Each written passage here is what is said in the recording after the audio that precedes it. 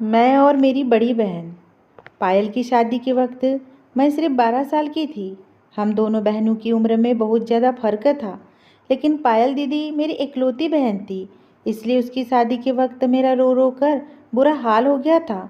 मेरे जियाजी विराज ने मुझे विदाई के बाद प्यार से अपने पास बैठाया और मेरा हाथ पकड़कर कहने लगे, सोनी, रोने की क्या बात है, साली तो आधी घरवाली होती है, तो तुम्हारा जब दिल चाहे हमारे घर चली आना। उनकी यह बात सुनकर मैं खुश हो गई। दीदी शादी करके दूसरे शहर गई थी। विराज जीजा कहने लगे, जब भी तुम अपनी बहन के पास आऊंगी मैं खुद तुम्हें अपना शहर घुमाऊंगा। दीदी तो विदा होकर चली गई, लेकिन मेरे दिल में ये अरमान जाग उठा था कि मैं कब अपनी बहन के घर जाऊंगी और खूब मज़े करूंगी। दीदी की शादी को 3 साल गुजर गए थे, लेकिन मैं उनके शहर नहीं जा सकी थी। 3 साल बाद दीदी ने हमारे घर का चक्कर लगाया था और विराज जीजा भी उनके साथ ही आए थे। वह बहुत ही अच्छे और मोहब्बत करने वाले थे। जितना दिन वो हमारे घर रहे, हर वक्त मेरे आगे पीछे रहते और मेरा बहुत ख्याल रखते। वह मेरे लिए बहुत सारे गिफ्ट भी लाए थे। मेरा कोई भाई नहीं था, इसलिए मुझे उनके साथ लगाव सा भी हो गया था। एक हफ्ता हमारे साथ गुजार कर दीदी वापस अपने ससुराल चली गई थी। 1 महीने बाद फिर दीदी का फ़ोन आया। उन्होंने बताया कि वो प्रेग्नेंट हो गई है और ये खबर सुनकर मैं और मम्मी पापा बहुत खुश हुए। बहुत दिन के बाद हमारे घर ऐसी कोई खुशी की खबर आई थी, लेकिन पायल दीदी बहुत ज़्यादा परेशान थी और वो मम्मी से कह रही थी कि वो अकेले दूसरे शहर में इस हालत में नहीं रह सकती है, क्योंकि उन्हें बहुत ज़्यादा उल्टियाँ हो रही है और डॉक्टर ने उन्हें आराम को कहा है। यह सुनकर मम्मी भी बहुत ज़्यादा परेशान हो गई। मेरी बड़ी बहन तो मम्मी की जान में बसती थी। मम्मी ने उसे हमारे घर आकर रहने को कहा तो वह कहने लगी कि विराज उसे छोड़ने को तैयार नहीं है। अगर पायल दीदी यहाँ आ जाती तो विराज जीजा और उनके पापा को बहुत परेशानी होती है। वैसे भी 1-2 महीने की बात नहीं थी, अभी तो पूरे 9 महीने बाकी थे। दीदी की बात सुनकर मम्मी ने कहा, तुम फिक्र ना करो, सोनी को तुम्हारे पास भेज देती हूँ। बहन के आने से तुम्हारा दिल भी बहल जाएगा और ये तुम्हारे घर के कामकाज भी कर दिया करेंगी। मम्मी की बात सुनकर दीदी बहुत खुश हुई और कहने लगी, सोनी को अकेले ना भेजना, मैं विराज को उसको लेने के लिए भेज दूंगी। मैं तो कब से इस मौके की तलाश में थी और ना जाने कितनी बार दुआ मांग चुकी थी, इसलिए फौरन ही खुशी खुशी अपना सामान बांध लिया। और मौसी बनने की खुशी तो अलग ही होती है। 2 दिन बाद ही जीजा मुझे लेने के लिए आए और मैं उनके साथ अपनी बहन के पास दूसरे शहर आ गई। दीदी के ससुराल में सिर्फ एक ससुर और विराज जीजा ही थे, इसलिए मुझे यहाँ रहने में कोई परेशानी नहीं होने वाली थी। दीदी के ससुराल में सास ननद की कोई झंझट नहीं थी। दीदी मुझे देखकर बहुत खुश हुई थी। उसने पहले से ही मेरी पसंद का खाना बना रखा था। मुझे रहने के लिए अपने सामने वाला कमरा भी दे दिया था। मुझे दीदी के ससुर का रवैया कुछ अच्छा नहीं लगा था। वो बिस्तर पर पड़े एक बीमार आदमी थे। मुझे देखकर अजीब अजीब बातें करने लगे। उनकी बातें मेरी समझ से बाहर थी। दीदी मेरा हाथ पकड़कर मुझे कमरे से बाहर ले आई और कहने लगी कि उनके ससुर बहुत सालों से बीमार है, इसलिए अक्सर उल्टी सीधी बातें करते रहते हैं। आगे उनके कमरे में जाने की ज़रूरत नहीं है। दीदी के ससुर उनकी शादी में भी नहीं आए हुए थे। विराज का रिश्ता पापा के किसी दोस्त ने दीदी से करवाया था। मेरी उनकी ससुर से पहले मुलाकात थी और सच तो यह था कि मैं उनके ससुर से मिलकर बहुत डर गई थी। मुझे दीदी के घर आए 2 दिन हो गए थे। मैं दोबारा उनके ससुर के कमरे में नहीं गई थी।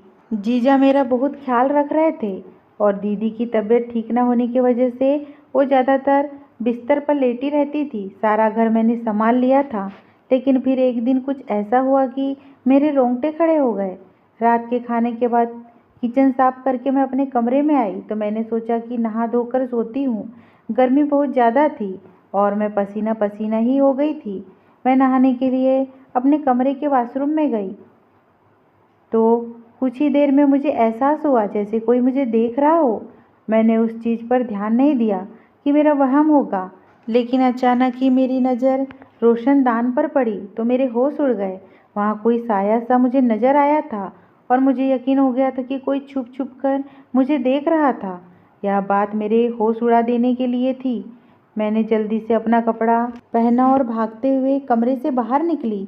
दीदी के कमरे में पहुंची तो वहाँ दीदी और जीजा आराम से एक साथ बिस्तर पर लेटे थे।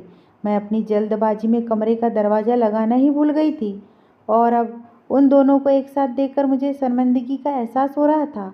जीजा उठकर बैठ गए, कहने लगे, सोनी अंदर आ जाओ, दरवाजे पे क्यों रुक गई हो? मुझे समझ में नहीं आया कि मुझे क्या करना चाहिए। मैं उन्हें कैसे बताती कि मुझे किसी का साया महसूस हुआ है। मैंने यूं ही बात बना दी कि मैं दीदी से दूध का पूछने के लिए आई थी।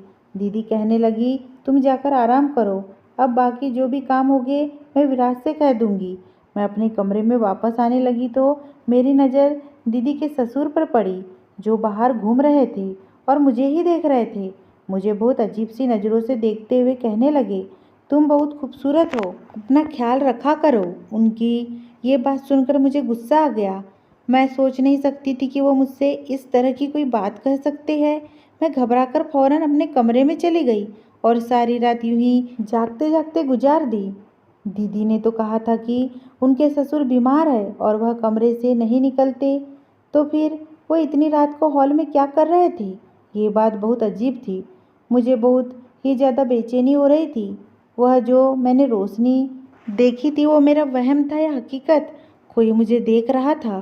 कहीं वो दीदी के ससुर तो नहीं थे? इस सवाल ने मुझे परेशान कर दिया था।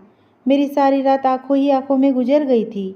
अगले दिन सुबह जीजा ऑफिस जाते हुए कहने लगे, सोनी मैं शाम को जल्दी आ जाऊंगा और तुम्हें शॉपिंग के लिए बाजार ले जाऊंगा, तुम शाम को तैयार रहना। ये कहते कहते अचानक ही करीब आकर उन्होंने मेरे गाल पर हाथ फेरा और ऑफिस के लिए निकल गए। उनके इस अंदाज पर मैं चौंक गई। दीदी भी पीछे ही खड़ी थी। कहने लगी, विराज तुमसे बहुत मोहब्बत करते हैं, तुम भी उनका ख्याल रखने की कोशिश किया करो, क्योंकि आजकल मैं उनका ख्याल नहीं रख पा रही हूँ। वो बहुत ज़्यादा थक जाते हैं। दीदी की बातें सुनकर मैंने कहा, आप फिक्र ना करें, मैं जीजा का ख्याल रखूँगी। शाम को मैं अच्छी तरह तैयार हो गई और जीजा मुझे शॉपिंग के लिए ले गए। उन्होंने दीदी से कहीं ज़्यादा मेरे लिए शॉपिंग कर ली थी। मैं बहुत खुश थी, लेकिन मुझे क्या मालूम था कि मेरी खुशी बस कुछ ही दिनों की मेहमान है।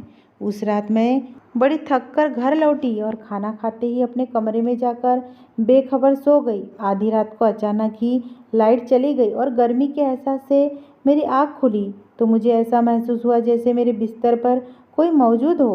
कमरे में अंधेरा, मुझे कुछ दिखाई नहीं दे रहा था और फिर अचानक ही कोई मेरे करीब आना शुरू कर दिया। मेरा दम घुटने लगा था, मैं चीख भी नहीं सकती थी।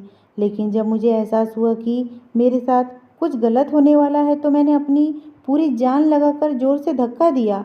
उसे शायद मुझसे इस धक्के की उम्मीद नहीं थी। वो एकदम ही पीछे हटा तो मैं भागकर कमरे से निकल गई।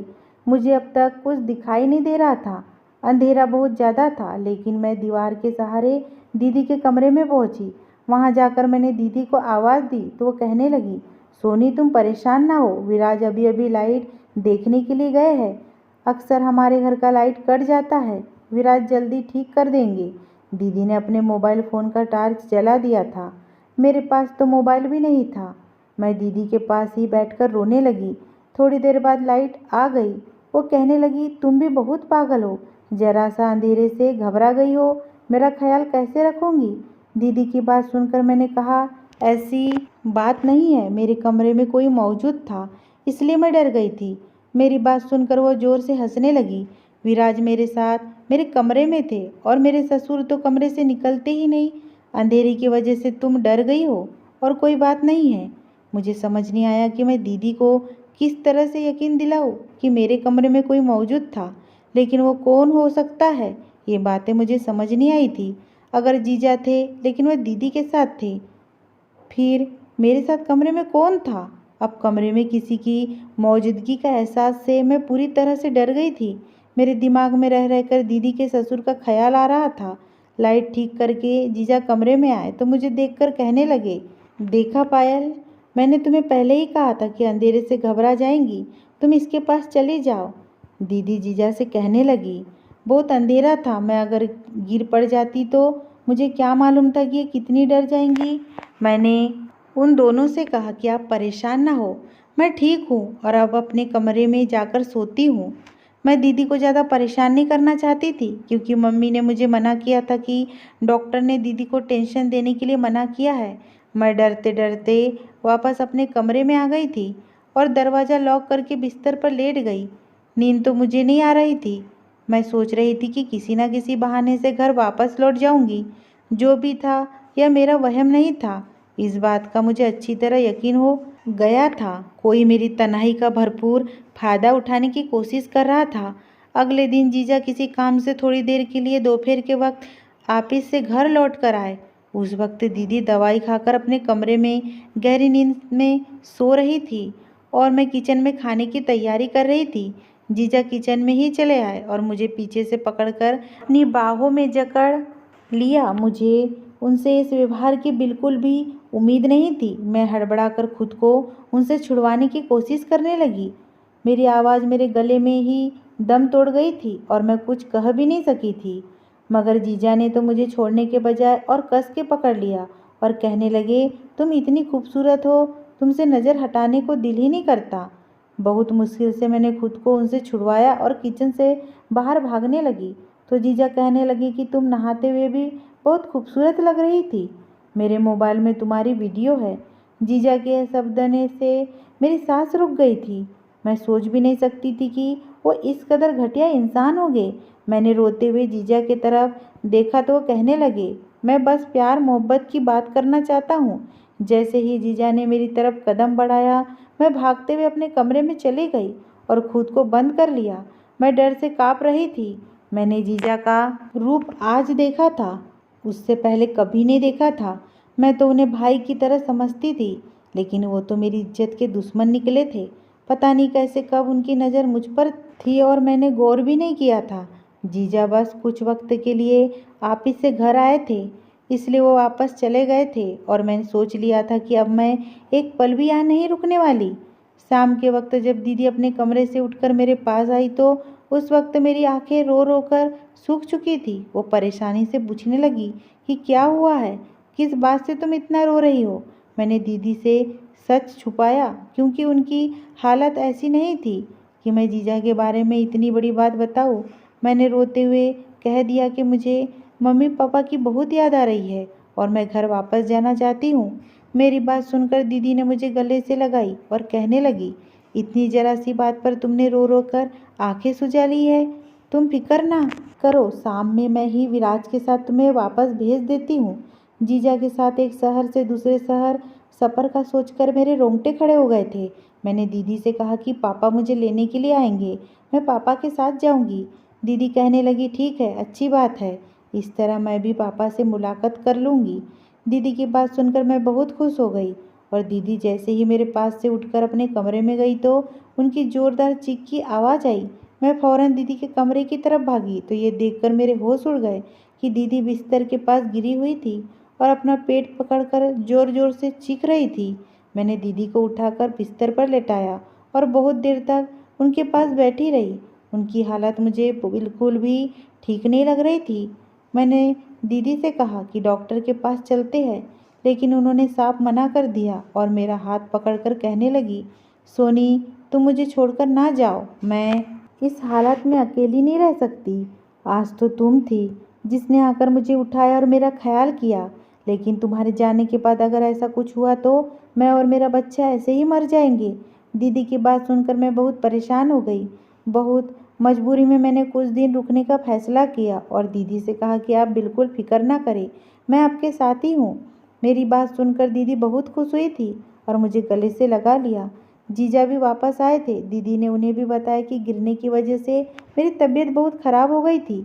यह सुनकर जीजा भी परेशान हो गए और मुझे कहने लगे कि अपने दीदी के लिए जूस बना कर ले आओ। मैं किचन में जाकर जूस बना रही थी कि एक बार फिर जीजा किचन में आ गए और मेरे साथ ज़बरदस्ती करने लगे। मैंने जीजा को धक्का दिया और गुस्से में कहा कि आपको शर्म नहीं आती, आपकी पत्नी की हालत इतनी ख़राब है और आप अपनी साली के साथ ऐसी हरकतें कर रहे हैं। जीजा को मेरी बात का कोई असर न हुआ और वो मेरे साथ ज़ोर ज़बरदस्ती करने लगी। मैं ज़ोर ज़ोर से चीखने लगी थी। मेरी आवाज़ पर दीदी आ गई। मैं इस कदर घबराई हुई थी कि दीदी की तबीयत का सोचे बिना ही मैंने उन्हें जीजा का सारा सच बता दिया। दीदी ने एक नज़र मुझ पर डाली और दूसरी नज़र जीजा पर और उससे कहने लगी कि तुम कैसे मर्द हो जो एक 15 साल की लड़की को भी काबू नहीं कर सकते। इसने पिछले एक हफ्ते से ही तुम्हें अकेले नचाया हुआ है और तुम अभी तक कुछ नहीं कर पाए। दीदी की बात सुनकर मेरे कदमों तले से ज़मीन निकल गई थी। मैंने हैरानी से दीदी से पूछा कि यह आप क्या कह रही है। दीदी के चेहरे पर एक अजीब सी मुस्कुराहट आई और वो मेरा हाथ पकड़कर मुझे अपने साथ अपने कमरे में ले गई। मैं हैरानी से दीदी को देख रही थी। दीदी ने मुझे अपने पास बैठाया और मेरे बालों में हाथ फेरकर कहने लगी, देखो सोनी, मेरी बात गौर से सुनो। मैं विराज का सारा सच जानती हूँ, लेकिन जो कुछ तुमसे चाहता है वो तुम्हें करना ही होगा। मैं गुस्से में उठ खड़ी हुई। मैंने दीदी से कहा कि यह आप कैसी बातें कर रही हो? क्या जानती हो कि आप क्या कह रही हो? वह आपके पति है। वह मुझे इस्तेमाल करना चाहते हैं, मेरे साथ गलत करना चाहते हैं। आप कैसे एक ऐसे इंसान के साथ ज़िंदगी गुजार सकती हो जो कि आपके प्रेग्नेंट होने के बाद भी आपकी बहन पर नज़र जमाया बैठा है? वो आपको और आपके बच्चे को सारी ज़िंदगी क्या देगा? मेरी बात सुनकर दीदी कहने लगी, तुम्हें विराज के साथ वो सब कुछ करना ही होगा जो वो तुमसे चाहता है, वरना वो कभी बाप नहीं बन सकेगा। दीदी की बात सुनकर मैंने कहा, आप कैसी बातें कर रही है? आप पेट से हो और जीजा बाप नहीं बनेगा मतलब? मेरी बात सुनकर दीदी जोर से हंसी और कहने लगी, ना ही मैं गर्भवती हूँ और ना ही कभी माँ बन सकती हूँ। मुझे कुछ ऐसी बीमारी है जिसके वजह से मैं कभी माँ नहीं बन सकती। इसलिए मैंने तुम्हें यहाँ बुलाया था ताकि तुम यहाँ आकर मुझे और विराज को एक बच्चा दे सको। विराज किसी और का बच्चा गोद नहीं लेना चाहते थे, उन्हें अपना बच्चा चाहिए था और इसके लिए मेरे पास इससे ज़्यादा आसान रास्ता नहीं था। मैं किसी औरत को अपनी सौतन बनाकर नहीं लाना चाहती थी, इसलिए मैंने तुम्हें यहाँ बुलाया था ताकि तुम यहाँ आकर मुझे और विराज को एक बच्चा दे सको। इसलिए मैंने फैसला किया है कि मैं इस काम के लिए तुम्हें कुर्बान कर दूंगी। वैसे भी तुम मेरी सगी बहन नहीं हो। मैं विराज से बहुत मोहब्बत करती हूँ और उसे किसी कीमत पर छोड़ना नहीं चाहती। इसलिए मैं चाहती हूँ कि तुम गर्भवती हो जाओ और मेरी और विराज की ज़िंदगी में बच्चे की इस कमी को पूरा कर दो। मैं तो अब तक जीजा को अपना दुश्मन समझ रही थी, लेकिन मेरी बहन भी इस गंदे खेल में बराबर की हिस्सेदार थी। अपना घर बचाने की खातिर मेरी बहन ने मेरी ज़िंदगी को दांव पर लगा दिया था। मैंने अपनी बहन के आगे हाथ जोड़ दिया और उससे कहा कि मुझे घर वापस भेज दे, लेकिन मेरी बहन ने मेरी एक न मानी और रात के अंधेरे में मुझे अपने पति के बिस्तर पर भेज दिया। मेरे पास बचने की कोई गुंजाइश नहीं थी, क्योंकि मेरी बहन ने मुझे धमकी दी थी, अगर मैंने उसकी बात ना मानी तो विराज मेरे साथ ज़बरदस्ती करेंगे। उसका इल्ज़ाम भी मेरे किसी झूठे आशिक के नाम पर डाल देंगे और मैं सारी ज़िंदगी अपने मम्मी पापा को अपने किरदार की सफाई नहीं दे सकूंगी। मैंने सोचा भी नहीं था कि कभी मेरी बहन मेरे साथ ऐसा व्यवहार करेंगी। मैं जानती थी कि मेरी बहन मेरी सगी बहन नहीं है, लेकिन मैंने कभी नहीं सोचा था कि यह फ़र्क हमारे दोनों के बीच आएगा। मेरी बहन ने मुझे खींचते हुए कमरे में धकेलने की कोशिश की तो मैं खुद को छुड़वाने के लिए शोर शराबा करने लगी। मेरी बहन के ससुर कमरे से निकल आए। उन्होंने फौरन ही बीच में आकर मुझे मेरी बहन से छुड़वाया और मेरी बहन को अपने बेटे को धमकी दी कि अगर उन दोनों ने मेरे साथ कोई ज़बरदस्ती करने की कोशिश की तो वो पुलिस को फ़ोन कर देंगे। जीजा गुस्से में अपने पापा के साथ बदतमीजी करने लगे, लेकिन उनके पापा किसी भी हाल में मुझे अकेला छोड़कर पीछे ना हटे और मेरे खातिर अपने बेटे से झगड़ा करके मुझे अपने कमरे में ले आए। वो कहने लगी, बेटा, मुझे पहले दिन से ही शक था कि इन दोनों की नीयत गलत है। अगर मैं तुम्हारी बहन के खिलाफ कुछ कहता तो शायद तुम कभी यकीन ना करती। अब जबकि तुम सच जान चुकी हो तो तुरंत अपने घर वापस लौट जाओ। यह दोनों इंसान नहीं बल्कि दरिंदे बन चुके हैं। शायद मुझसे अपने बेटे की परवरिश में कोई कमी रह गई है, जिसकी वजह से आज ये दिन देखना पड़ रहा है। मैंने जीजा के पापा के फ़ोन से अपने घर फ़ोन मिलाया और अपने पापा को सारी हकीकत बता दी। अगली सुबह मेरे पापा मुझे लेने के लिए आ गए। उन्होंने मेरी बात सुनी और दीदी से हमेशा के लिए सारे रिश्ते ख़त्म कर दिए। पापा को इस बात पर बहुत अफसोस हो रहा था कि शायद उनकी परवरिश में ही कोई कमी रह गई थी और मैं सोच रही थी कि मेरी कौन सी अच्छाई मेरे काम आ गई जो विराज के पापा मेरी आवाज़ सुनकर मुझे बचाने आ गए। इस बात को कई साल गुजर गए हैं। हमारी दीदी के साथ हमारा कोई रिश्ता ना रहा। एक बात मुझे अच्छी तरह समझ आ गई कि मेरी माँ ने मुझे दीदी के घर रहने के लिए भेजकर बहुत बड़ी गलती की थी और मैंने एक गैर मर्द को अपना भाई समझकर बहुत बड़ी भूल की थी। मेरी बहन ने जो कुछ मेरे साथ किया वो बर्दाश्त से बाहर था, लेकिन मैं उससे बहुत प्यार करती थी, पर वह इस प्यार के काबिल नहीं थी। यह सब चीज़ें दुनिया में बहुत ज़्यादा बढ़ रही है, इसलिए हर कोई अपना ख्याल रखे।